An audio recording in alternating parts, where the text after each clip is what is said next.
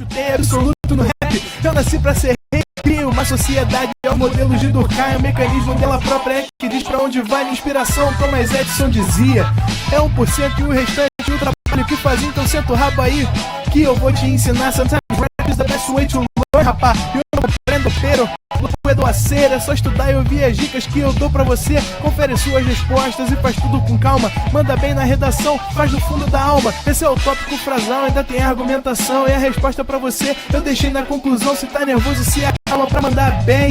E se liga nos vídeos que eu te preparo pro Enem.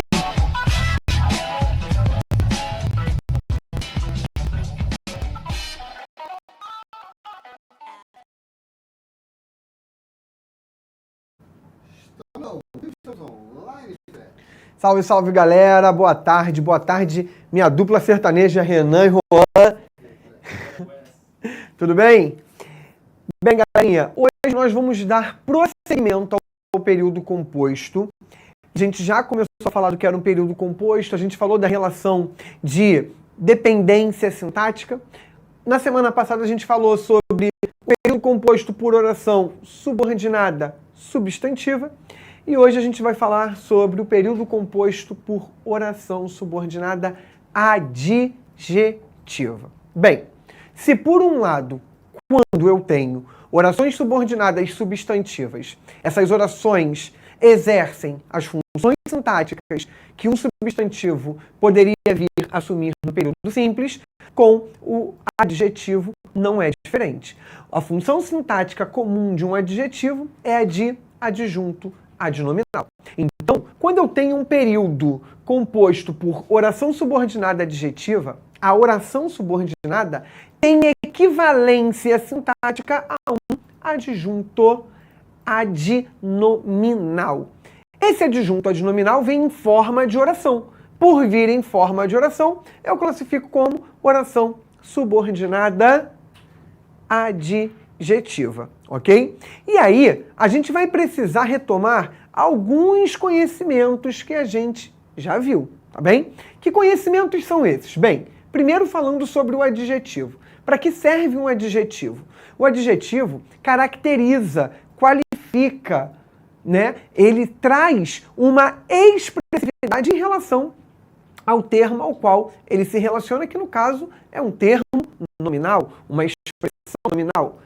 Quando eu tiver um período composto por oração adjetiva, não vai ser diferente. Essa oração estará ligada a um termo nominal que será justamente caracterizado ou modificado por essa oração adjetiva. No caso dessas orações, para a alegria de vocês, só há duas classificações: as restritivas e as explicativas. A gente não vai entrar nesse mérito agora. Isso daqui é assunto para daqui a pouquinho, tá? E as orações adjetivas são introduzidas pelos pronomes relativos. Os pronomes relativos que nós também já falamos, né? Aqui a listinha dos pronomes relativos que vocês já viram comigo, os variáveis que podem sofrer alteração, o qual, a qual, os quais, as quais, cujo, cujos, cuja, cujas, quanto, quantos, quanta, quantas, e os invariáveis, que, quem, onde, aonde, como e quando. São aqueles que não sofrem alteração nunca. Então, antes de a gente partir para a questão da classificação dessas orações, vamos comigo no quadro para nós retomarmos um determinado conhecimento e observarmos a equivalência em relação à construção de um adjetivo. Então, olha só. Eu ensinei a vocês algumas semanas atrás, muitas semanas atrás, como nós faríamos para unirmos duas orações em um único período, usando um conectivo que era o pronome relativo. E é o caso aqui. Bem, reparem aqui, a moça passou no concurso, a moça estuda muito. Para eu unir esses dois períodos em um único período, de forma que ele se transforma em um período composto por oração subordinada adjetiva, o que nós já havíamos combinado. Primeira coisa é observarmos o termo ou a expressão que se repete em ambos os períodos. Aqui, a moça e a moça. E aí o primeiro passo era o quê? Eu ia olhar para a primeira oração, vamos enumerar aqui, só para a gente ter uma determinada noção. Eu ia olhar para a primeira oração, para esse primeiro período, e ia escrever esse primeiro período até a palavra que se repete. Então, ó, a moça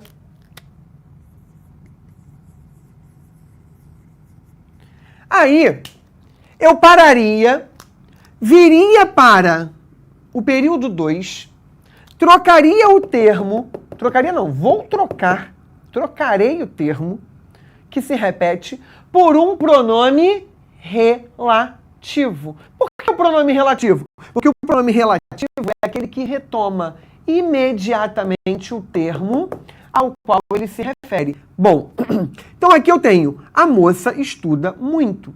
A primeira coisa é substituir o termo que se repete pelo pronome relativo. Eu posso usar que ou a qual, que são os dois pronomes relativos universais, ou posso usar o pronome quem, que retoma um ser humano, ok? Vou usar o clássico aqui, que é o que, só para a gente, né, agilizar o processo. Então, ó, que retoma aqui a moça.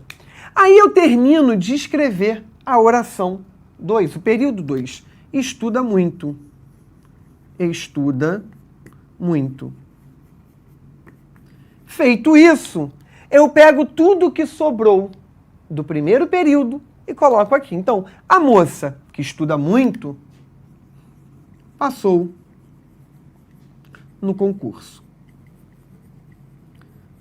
Quando eu faço isso, eu passei a ter um único período. Como é que eu caracterizo isso? Ó, iniciou-se com a letra maiúscula, fechei com uma pontuação que fecha o assunto e eu tenho orações aqui dentro. Como que eu comprovo que eu tenho orações? Ó, estuda e passou.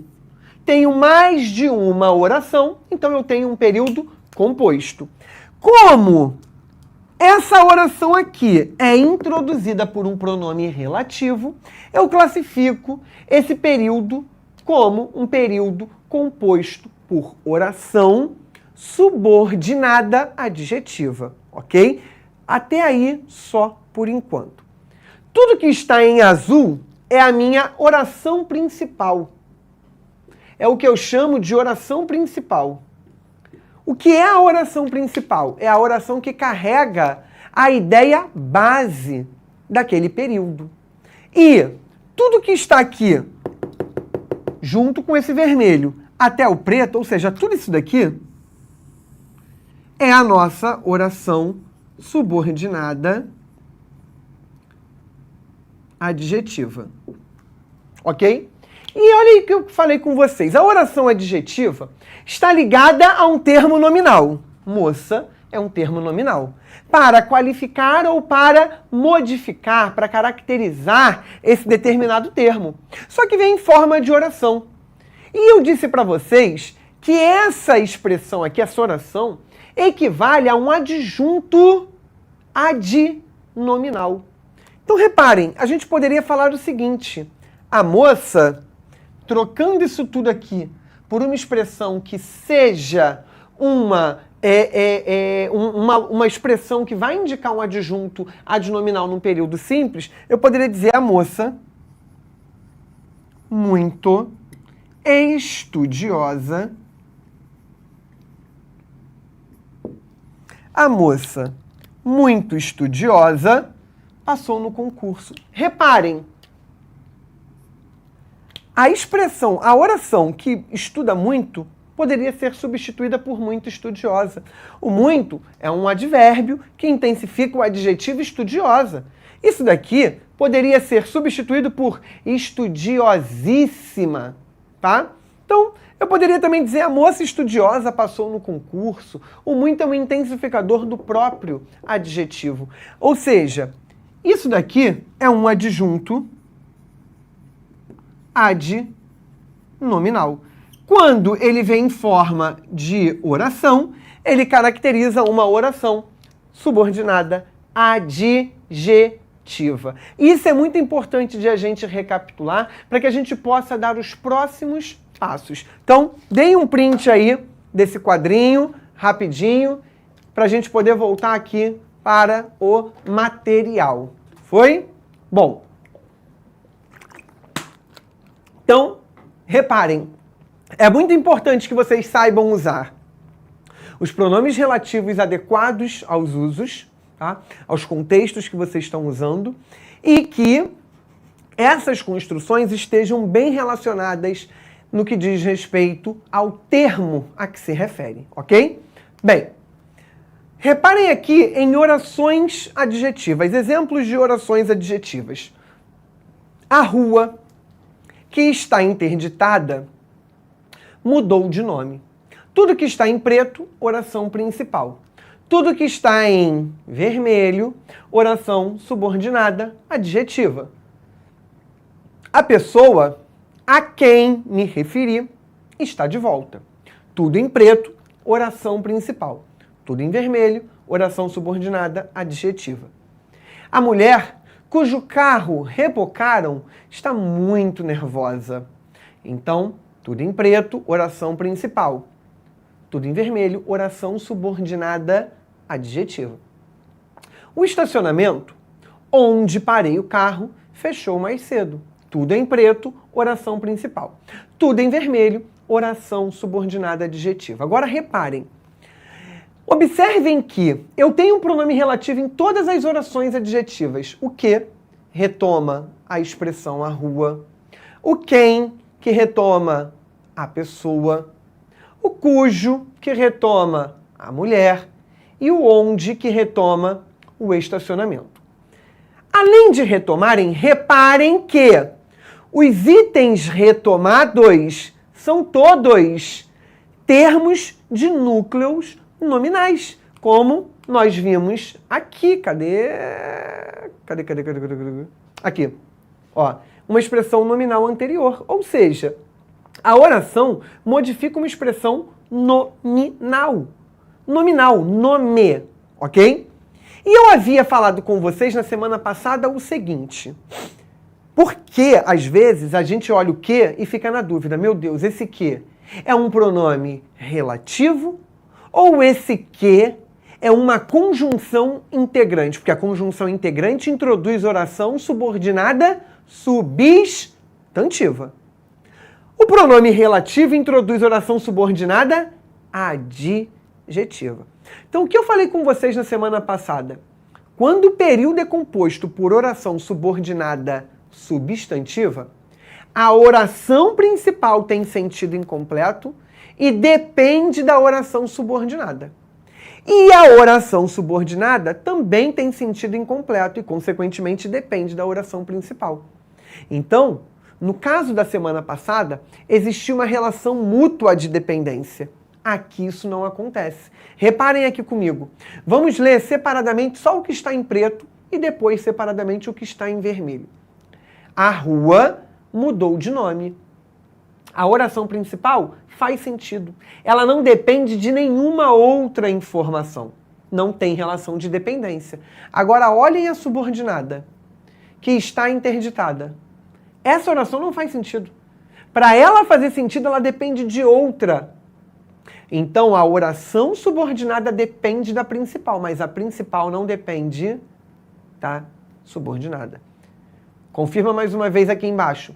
A pessoa está de volta. Sentido completo. Olha a outra. A quem me referi? Não faz sentido. A subordinada depende da principal, mas a principal não depende da subordinada. A mulher está muito nervosa. Faz sentido. Não depende de nada. Cujo carro rebocaram isoladamente. Não faz sentido.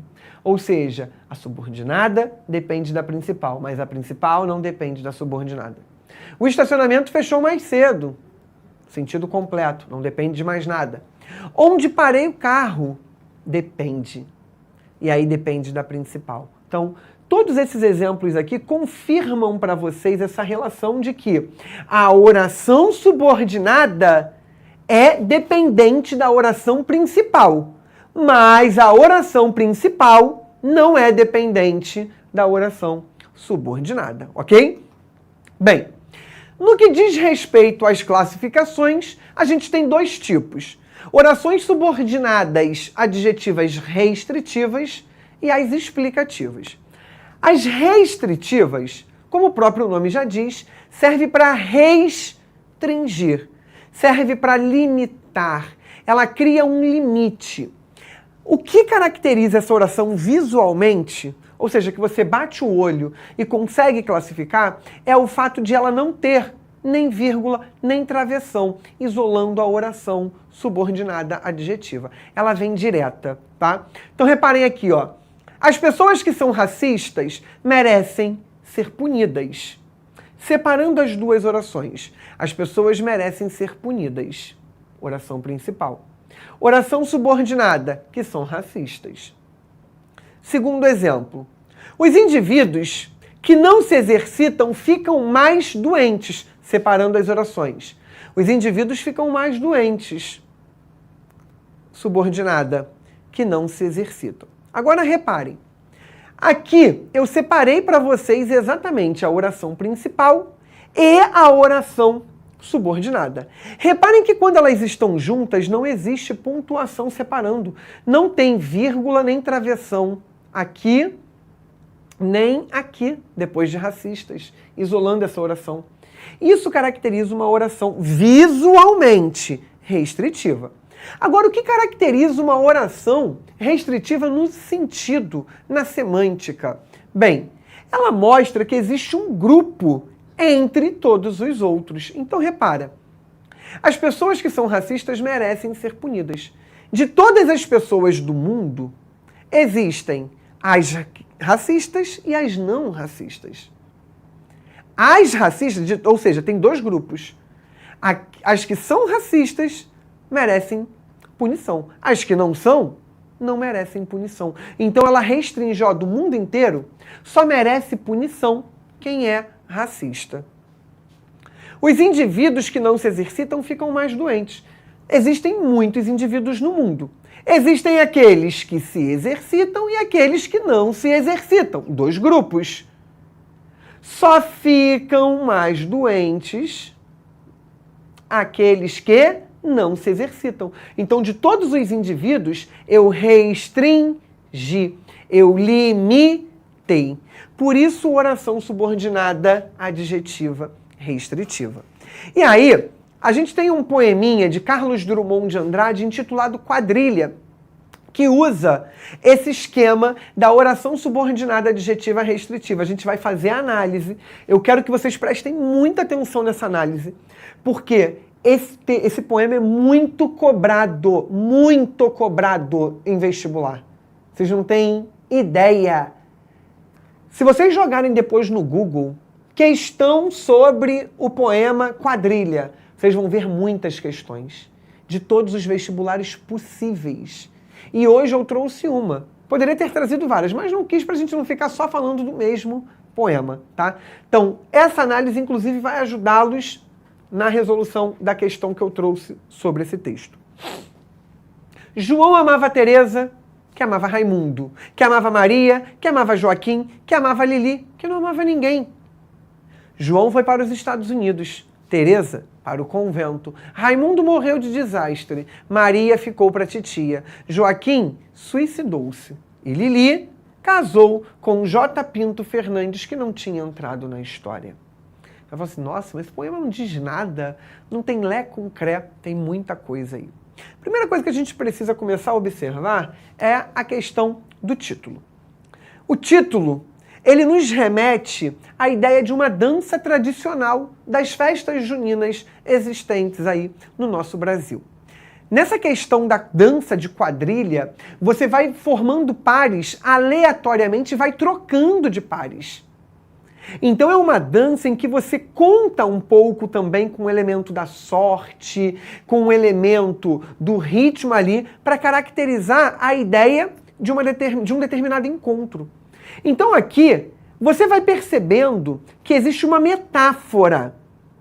Essa expressão, essa palavra, é uma metáfora para a ideia dos desencontros. Um que ama o outro, esse outro não ama esse um. Ele ama uma terceira pessoa, e essa terceira pessoa, por sua vez, ou seja, ele vai representando a ideia dos amores, das paixões não correspondidas. Como se numa quadrilha, por exemplo, as pessoas não conseguissem estabelecer um ponto certo de relacionamento, de encontro na dança, ok? Então, ao longo da narrativa, esse sentimento, ele não se concretiza, ele não acontece de verdade, tá bem?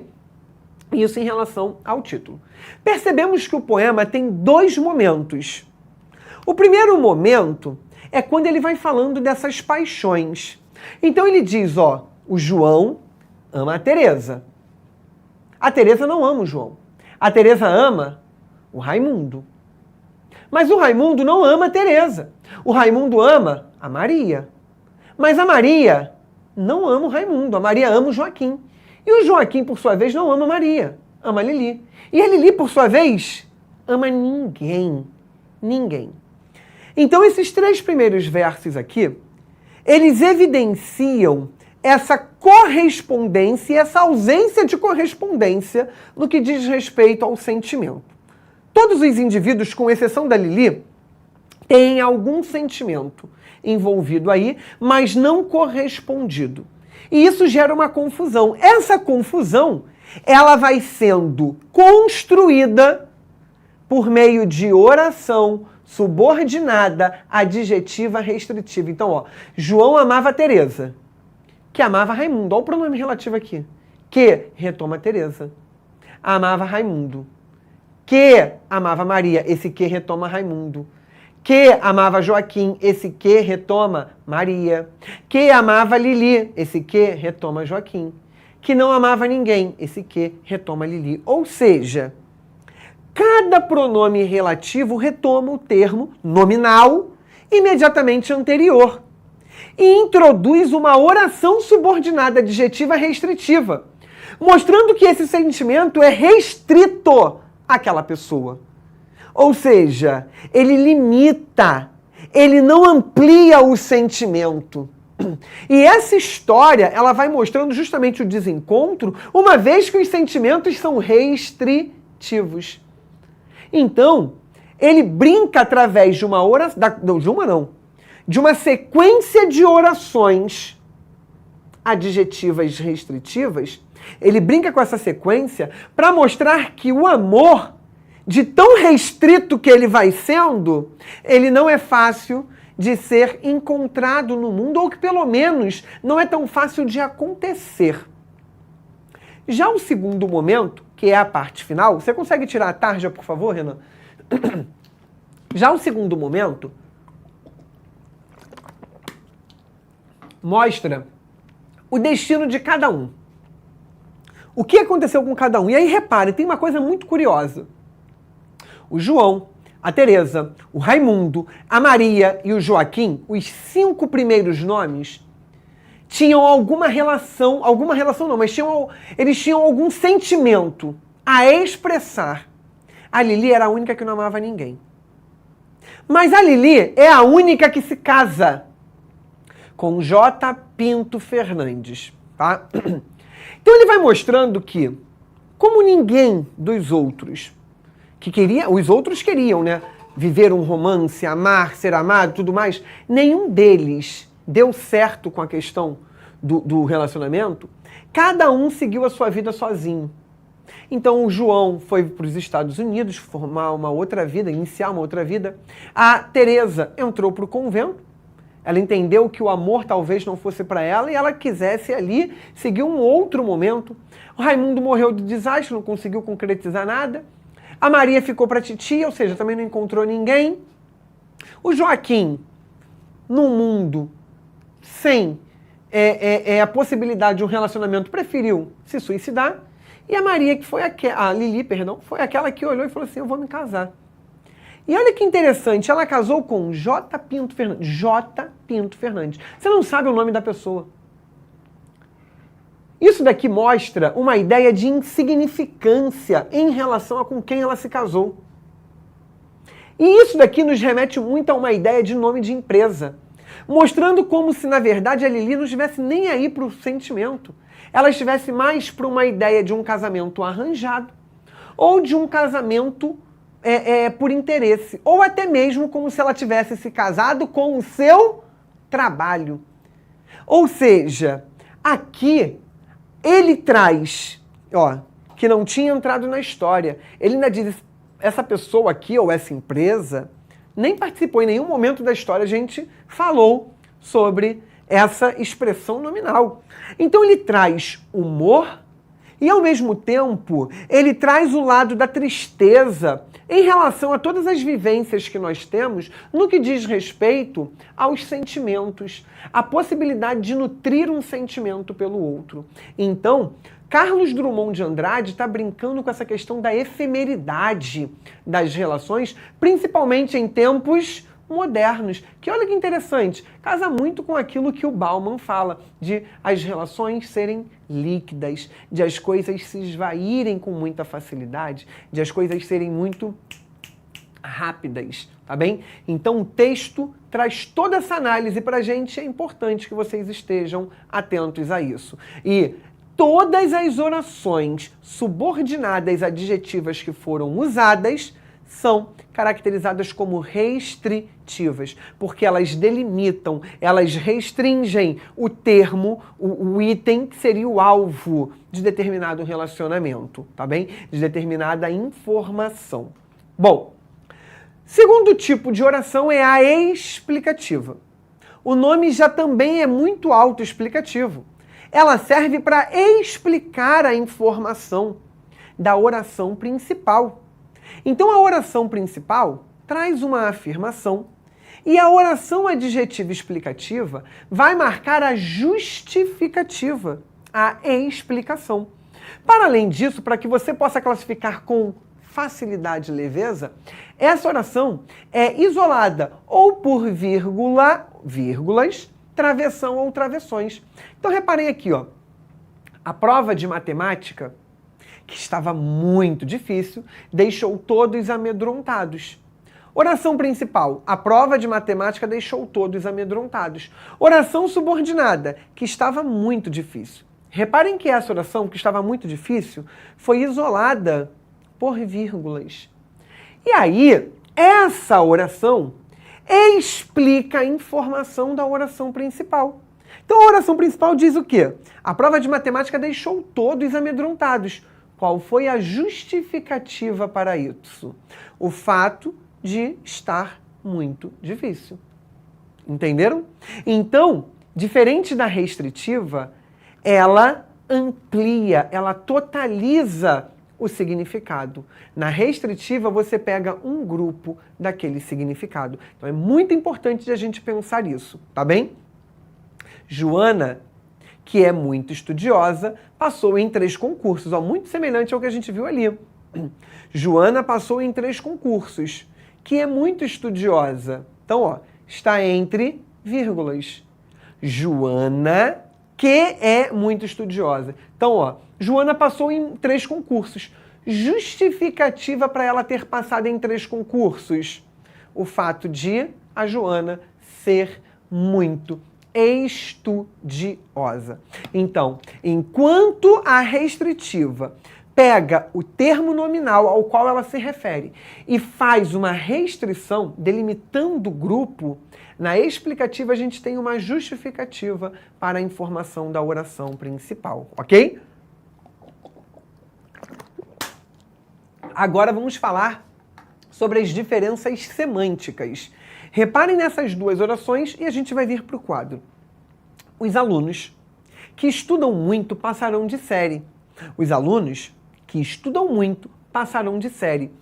A princípio você pode falar assim, não tem diferença nenhuma. As 2 orações são idênticas. Bom, só vai mudar a classificação porque eu já sei que o primeiro período aqui tem uma oração que não é separada por vírgula, então eu chamo de restritiva. E o segundo período tem a oração separada por vírgulas, isolada ali por vírgulas. Logo, eu vou classificá-la como explicativa. É só isso que muda? Não é. Vem comigo no quadro. Deixa eu apagar essas construções aqui. E o que a gente precisa entender? E é aí que muda totalmente de figura o que você passará a usar, porque isso determina as construções também no seu texto. Ou seja, muita gente fica na dúvida se deve ou não usar a vírgula, vai muito além de usar a vírgula. Você tem que saber o que você está querendo transmitir. Então, o período era os alunos que estudam, Renan, estava escrito aí? Que estudam muito passaram no sério. Que estudam muito passarão de série.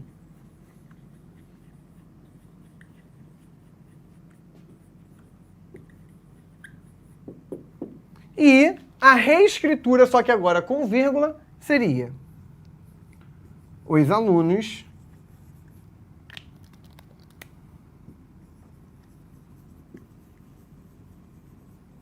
poderiam ser travessões também no lugar da vírgula, tá? Ah, quando que eu uso travessão a vírgula? Isso sim é seu critério. Isso aqui não tem uma regra. Ah, não. Numa usa travessão, na outra usa a vírgula. Fica a critério realmente de quem está escrevendo. Eu não gosto do travessão, então não uso. Tem gente que ama o travessão e usa. E aí fica a critério mesmo, é gosto de cada um.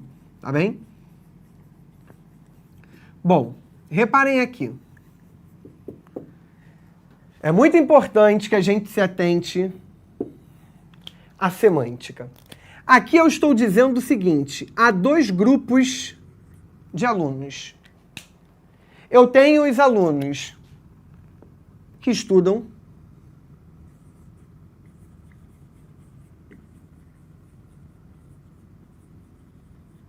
e eu tenho os alunos que não estudam.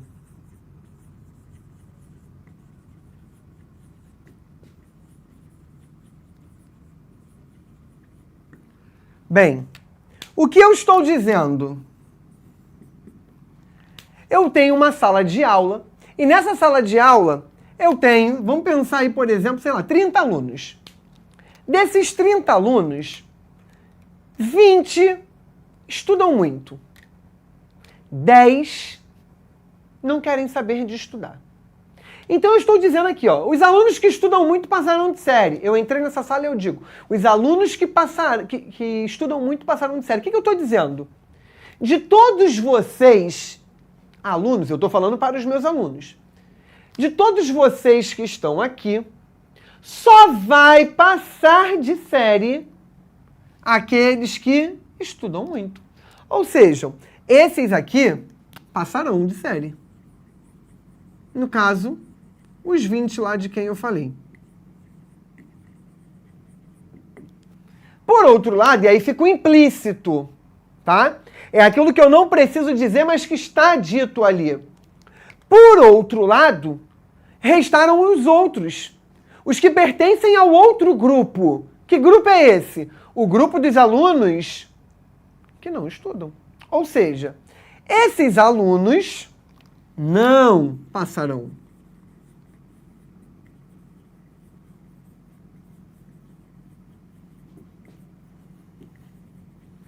Então vamos lá. Explicitamente, eu estou dizendo a primeira informação. Há dois grupos na sala. O grupo que estuda e o grupo que não estuda. Só passa o grupo que estuda. A informação implícita, que eu não preciso dizer, o grupo que não estuda, não passa. Essa é a análise semântica de uma construção com uma oração adjetiva, oração subordinada adjetiva, restritiva. Ok? Agora aqui, que eu tenho uma oração subordinada adjetiva explicativa, e aí para você classificar isso, basta você ver a vírgula, como eu falei, isso é muito simples, a classificação é muito simples. A diferença semântica que é outra. Aqui eu já tenho o quê? Aqui eu estou dizendo o quê? Eu estou fazendo uma afirmação.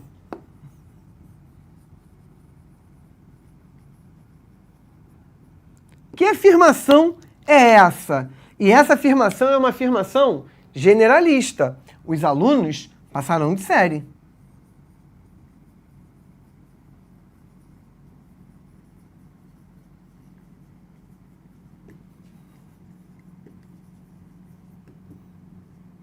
Aqui, gente, eu generalizei.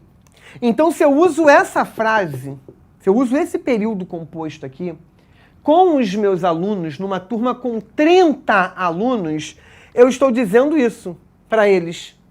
Vocês passarão de série. E aí, a justificativa para isso.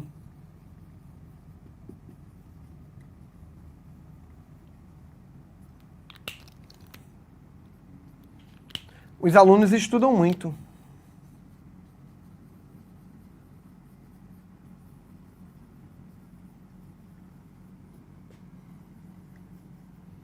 Então, reparem, apesar de parecerem a mesma coisa, elas não transmitem a mesma informação. Cada uma transmite para nós uma análise semântica, ou seja, um sentido completamente diferente. Vou voltar ao exemplo. Eu entrei na sala com 30 alunos e falo dessa maneira. Eu estou dizendo que um grupo passará de série e o outro grupo não passará de série. Acabou. Qual é o grupo que passará de série? Restringir. Aquele grupo que estuda. O grupo que não estuda não passará. Entrei em sala e falei ou escrevi isso daqui. Eu estou afirmando que todos os alunos, sem exceção, se eu tenho 30, os 30 alunos. Se eu tenho 50, os 50 alunos. Então eu estou dizendo que todos os alunos passarão de série. Eu generalizei. Qual é a justificativa? Qual é a explicação para isso, Felipe? O fato de que todos os alunos estudam muito naquela sala. Então, poderia pegar aí vários outros exemplos, trocando os termos aqui e o tipo de oração. Então, eu poderia dizer assim, ó. Os alunos que se dedicam conseguirão uma vaga na universidade. Os alunos que se dedicam conseguirão uma vaga na universidade. Sem vírgula. Os alunos, vírgula, que se dedicam, vírgula, conseguirão uma vaga na universidade. Vamos trocar alunos por candidatos. Os candidatos que se dedicam conseguirão uma vaga na universidade. Então, repara, eu estou dizendo, há vários candidatos na primeira construção. Desses muitos candidatos, há os que se dedicam e há os que não se dedicam. Só conseguirão uma vaga na universidade aqueles que se dedicam. Quem não se dedica, não conseguirá. Isso é o primeiro período com uma oração subordinada adjetiva restritiva. Agora, quando eu disser os candidatos, vírgula, que se dedicam, vírgula, conseguirão uma vaga na universidade, eu tenho a afirmação. Os candidatos conseguirão uma vaga na universidade. Qual é a justificativa para isso? E aí eu generalizei. O fato de que todos os candidatos se dedicam. E aí a gente poderia ir fazendo essa mesma ideia de pegar dois períodos com as mesmas palavras, nas mesmas ordens, tudo bonitinho, com a pequena diferença de haver vírgula em um caso, isolando a oração adjetiva, e sem vírgula no outro caso, ou travessão, e a gente ia fazendo essa diferença semântica. Então, deem um print aí.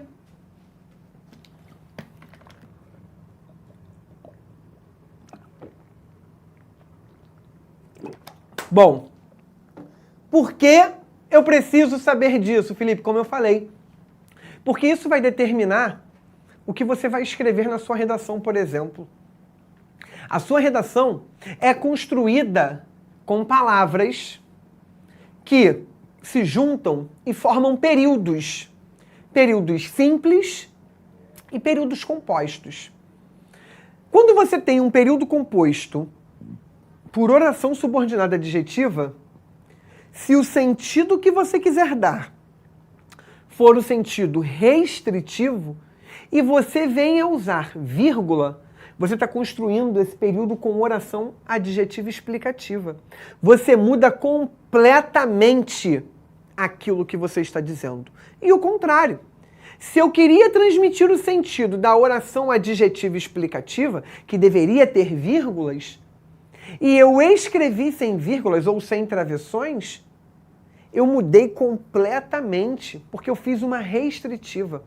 A restritiva, ela foca em um grupo, ela delimita, ela faz um recorte. E a explicativa é abrangente, totaliza. Então, não confundam isso. Vai ter uma questão justamente sobre essa ideia aqui também para vocês no próximo tempo. Tá? Então, é muito importante que vocês estejam atentos àquilo que vocês vão produzir no texto. A língua portuguesa, ela, além de ter base nas questões, além de vocês resolverem questões sobre os assuntos da língua portuguesa, vocês também usam essa língua para a produção dos textos que vocês apresentam nos mais variados concursos e vestibulares. Então, estar por dentro da organização gramatical é estar por dentro também da adequada produção textual, garantindo os sentidos que vocês têm a transmitir, beleza? Então a gente vai encerrando por aqui neste momento e no próximo tempo eu aguardo vocês com os olhos e os ouvidos bem atentos para que a gente possa, assim como na semana passada, arrebentar gabaritando aí todas as questões, beleza? Beijo, galera, até daqui a pouco. Valeu, tchau, tchau. Assista nossas aulas a hora que você quiser.